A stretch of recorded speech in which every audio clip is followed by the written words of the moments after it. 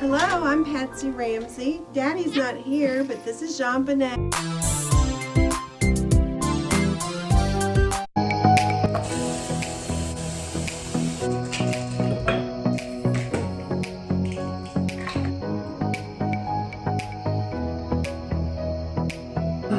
I'm so tired.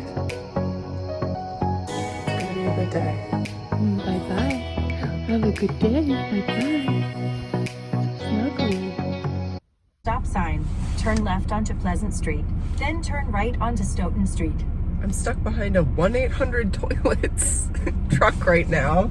Oh, he was sweet. He waved to me and did whatever he needed to do with that porta potty very quickly. Driving to work on a Thursday. I'm going to stop at Dunkin' Donuts and buy breakfast, and I'm gonna eat a breakfast that usually makes me feel really guilty and awful about myself, because I deserve it. Always good to challenge yourself, and I really want to get to a place where food doesn't make me feel like crap. Keeping up with True Crime Christmas. That's a fun name for it. I listened to Kendall Ray and her husband Josh's podcast. Well, I always listen to that podcast. I find it very soothing when I'm driving to work. In a quarter mile. I recently listened to their podcast about the Springfield 3, and I have listened to the True Crime Garage podcast about the Springfield 3 as well, but it wasn't really a case that I was super familiar with until recently. And yeah, basically, if you are unaware, I don't remember the names of the 3 women who are the victims of this crime. Use the left lane to take a slight left. Yeah, a mother and a daughter, and the daughter's friend were taken from their home, is what is suspected happened. Basically, they had a trip to the water park that they were going to go to, and when their other friends came by to see why they were late, why they were picking up their landline phone, because this also happened in the 90s, they were gone. All their belongings were, you know, like staged, ready to go for their trip the next day, but they were not there, and the TV was still on. It looked like they really suddenly left. So yeah, and an interesting point that was brought up on Kendall's podcast was the potential connection to the police because of an interview with a woman in the police force, which I have yet to listen to.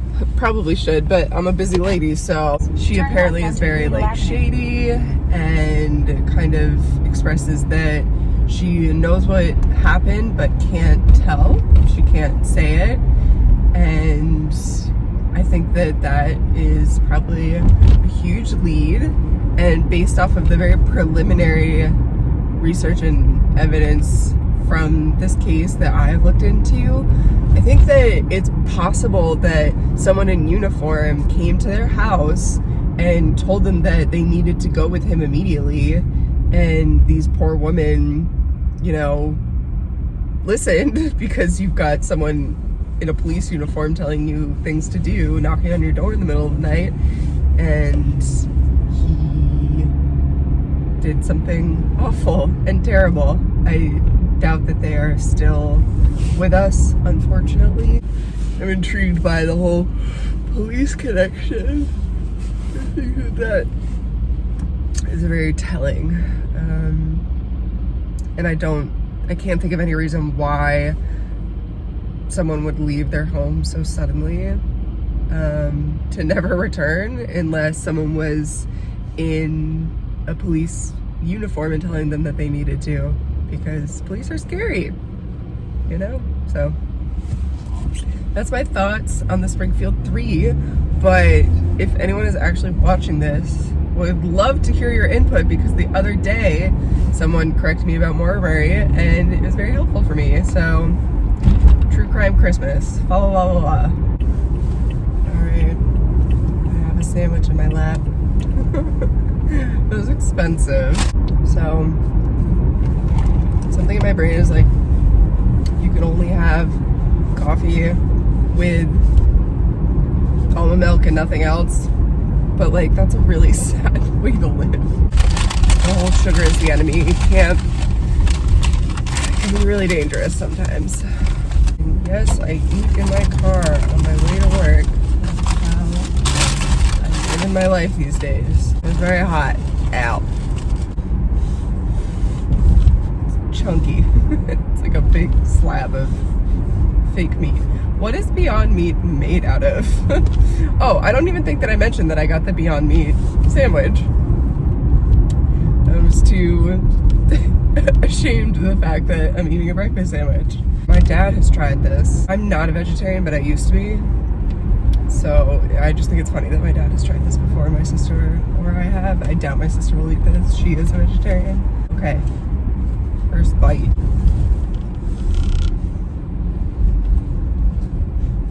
All I taste is the sausage patty. It tastes like sausage. Okay, Duncan. Being vegetarian friendly, I see you.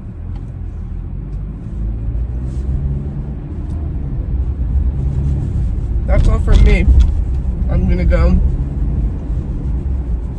do my job. I love my job.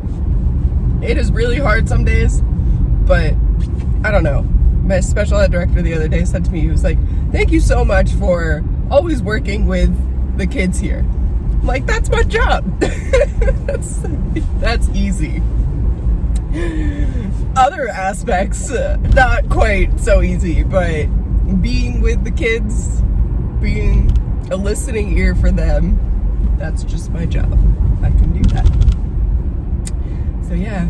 I also found out yesterday I have a sinus infection. Doing really well. That is actually all for me. I'm gonna go to work. I will talk to you later. Bye. I just have to come back here and say that this coffee is bomb. And that I would ever deprive myself of caramel syrup is a shame.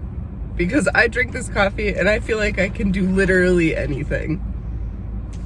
That's all. Okay, bye.